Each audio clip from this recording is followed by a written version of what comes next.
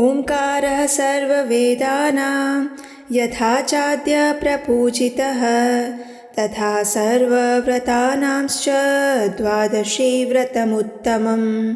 अर्थात विष्णु पुराण में कहा गया है, जिस प्रकार समस्त वेदों का आदि स्वरूप ओमकार पूजित होता है, उसी प्रकार समस्त व्रतों में आदि व्रत द्वादशी उत्तम है। हरे कृष्ण।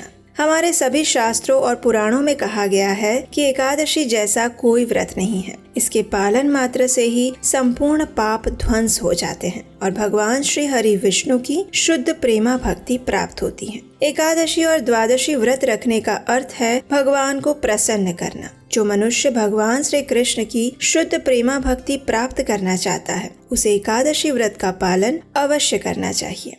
देहिनो अस्मिन् यथा देहे कौमारं यौवनं जरा तथा देहांतरः प्राप्ति धीर तत्र न मुह्यति। जिस प्रकार शरीरधारी आत्मा बाल्यकाल से युवावस्था और फिर वृद्धावस्था में निरंतर प्रवेश करती है, उसी प्रकार मृत्यु के समय आत्मा दूसरे शरीर में प्रवेश करती हैं। इससे धीर पुरुष भ्रमित नहीं होते। इसलिए हर एक व्यक्ति को अपना कर्म करते हुए परम कर्तव्य का पालन करना चाहिए और व्यक्ति का परम कर्तव्य है भगवान श्री कृष्ण की भक्ति और उनकी सेवा करना। और एकादशी हमें हमारे परम कर्तव्य की ओर आगे बढ़ाने में सहायता करती है। ऐसी परम पावन एकादशी अश्विन मास के शुक्ल पक्ष में आने वाली पापांकुशा एकादशी है। तो चलिए आज के इस वीडियो में हम पापांकुशा एकादशी की पवित्र पौराणिक कथा का श्रवण करते हैं। भविष्योत्तर पुराण में भगवान श्री कृष्ण इसका महत्व बताते हुए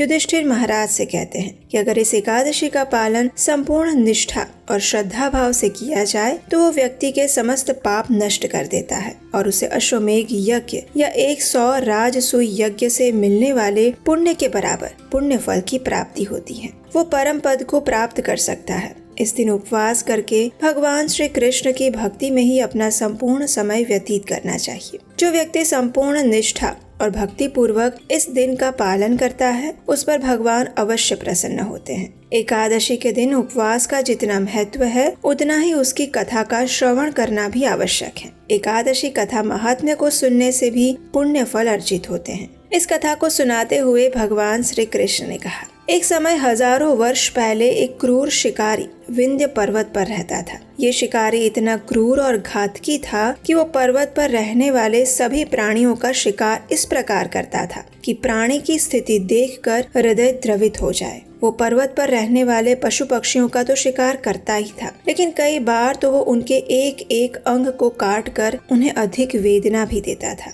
इस प्रकार पाप कर्म करते हुए वो अपना जीवन व्यतीत कर रहा था। उसके इस प्रकार के पाप कर्म देखकर स्वयं यमराज ने भी नरक में उसका स्थान निश्चित कर दिया था। अब उस अज्ञानी को किसी के द्वारा पता चला कि वो जो कार्य कर रहा है वो अत्यंत घृणायुक्त कृत्य है। उसके इस कार्य के परिणाम स्वरूप मृत्यु के पश्चात उसे नरक की यात्रा भुगतनी पड़ सकती है। अब देखिए, किसी भी प्रकार का कष्ट भुगतना किसी को अच्छा नहीं लगता, भले ही वो स्वयं किसी और को कष्ट क्यों ना पहुंचाता हो, लेकिन अपने आप को किसी भी प्रकार का कष्ट हो, ये सोच मात्र से ही व्यक्ति भयभीत हो जाता है। और वैसे भी नरक का नाम सुनते ही सब भयभीत हो उठते हैं। तो बस फिर शिकारी को भी यही भय सताने लगा। इसलिए दौड़ता हुआ वो अंगिरा ऋषि के आश्रम में जा पहुंचा। उनके चरणों में गिरकर हाथ जोड़कर उनसे प्रार्थना करने लगा। शिकारी ने महर्षि से कहा, हे महामुनि, मैंने आजीवन अत्यंत घोर पाप किए हैं। मैंने निर्मम प्राणी की क्रूरता से हत्या कर अत्यंत पापजन्य घृणास्पद कृत्य किए और इस प्रकार सभी पशु पक्षी की हत्या करके मैंने अपना जीवन व्यतीत किया। हे ऋषिगण, अब इस पाप कर्म के कारण जो नरक की यातना भुगतनी पड़ेगी, इस सोच से ही मैं भयभीत हो रहा हूँ। इसलिए हे महर्षि, मुझे इस पाप कर्म से मुक्त होने का कोई मार्ग बताएं।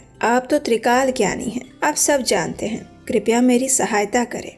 शिकारी की इस प्रकार प्रार्थना सुनकर ऋषि अंगिरा ने कहा, हे वत्स, तूने जो आजीवन पाप कर्म किए हैं उससे तुम्हें नरक की यातना भुगतनी ही पड़ेगी, उसमें कोई संदेह नहीं है। लेकिन फिर भी मैं तुम्हें शास्त्रोक्त एक मार्ग बताता हूँ, जिससे तुमने जो पाप कर्म किए हैं वे नष्ट हो सकते हैं और नरक की यातना से तुम बच सकते हो। और उसका उपाय है अश्विन मास में आने वाली पापांकुशा एकादशी का पालन। इस एकादशी का संपूर्ण निष्ठा और भक्ति पूर्वक पालन करके तुम अवश्य ही अपने पापों से मुक्त हो जाओगे। इस दिन उपवास करके संपूर्ण शरणागति के साथ भगवान श्री हरि के विग्रह की पूजा आराधना करो, जिससे तुमने जो भी पाप कर्म किए होंगे उससे तुम्हें अवश्य ही मुक्ति मिल जाएगी। अंगिरा ऋषि की बात सुनकर शिकारी अत्यंत प्रसन्न हुआ और ऋषि की बात सुनकर उसने संपूर्ण श्रद्धा के साथ भक्ति पूर्वक नियम पूर्वक इस एकादशी का पालन किया।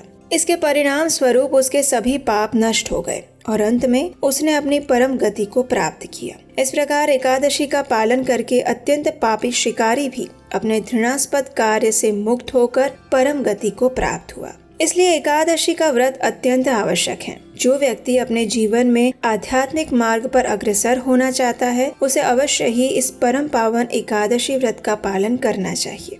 भगवान स्वयं कहते हैं, भक्त्यामेकया ग्राह्यः श्रद्धायात्मा प्रिय सतां भक्तिः पुनाति मनिष्ठाश्व पाकानपि संभवात्।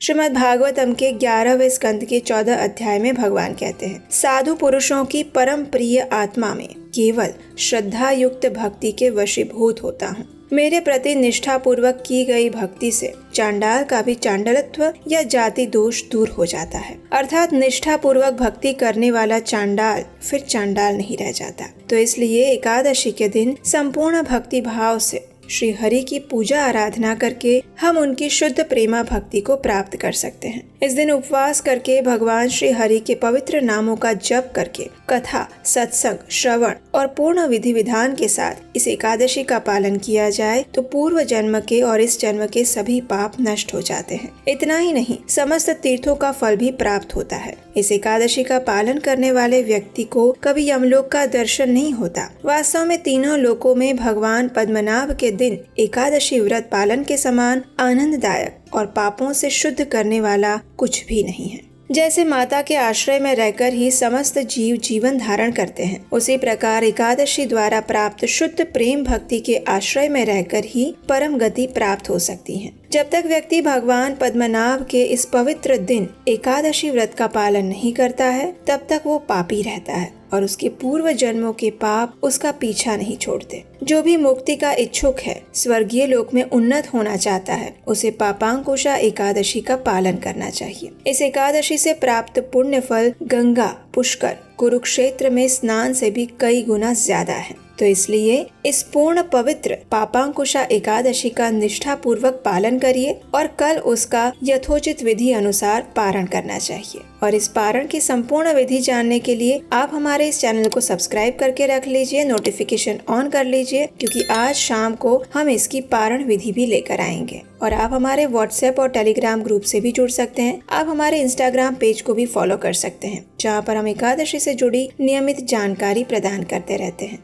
और जैसा कि आप जानते हैं, पवित्र कार्तिक मास आने वाला है। ये मास भगवान श्री हरि को तो प्रिय है ही, लेकिन ये श्रीमती राधा रानी का भी अत्यंत प्रिय मास है। और इस मास का नाम कार्तिक उन्हीं के नाम पर पड़ा है। और इस पवित्र कार्तिक मास में हम भगवान श्री कृष्ण की बाल लीलाओं पर आधारित एक विशेष कृष्णायन प्रोजेक्ट आप सबके लिए लेकर आने वाले हैं। अनेक दिनों से इस प्रोजेक्ट की प्रतीक्षा हो रही थी और आखिर अंत में भगवान की कृपा से और आप सबके आशीर्वाद से हम इस कार्तिक मास में उसका आरंभ करने जा रहे हैं। अगर आपको हमारे द्वारा सुनाई जा रही ये कथा और प्रमाणभूत वैदिक ज्ञान का प्रचार प्रसार अच्छा लग रहा है और अगर आप हमारे कार्य की प्रशंसा करते हैं तो आप इस आने वाले कृष्णायन प्रोजेक्ट के लिए भी हमें आर्थिक सहयोग भेज सकते हैं। स्क्रीन पर नंबर दिया गया है और आपके द्वारा भेजे गए सहयोग से भगवान श्री कृष्ण की ख्याति और उनकी महिमा जन जन तक पहुंचेगी। और इस पवित्र चातुर्मास और कार्तिक मास में इससे अच्छा शुभ अवसर और कोई नहीं हो सकता। तो चलिए पापांकुशा एकादशी का पालन करते हुए हम एकादशी देवी से प्रार्थना करते हैं कि वे हमें भगवान श्री कृष्ण की शुद्ध प्रेमा भक्ति प्रदान करें। हरे कृष्ण।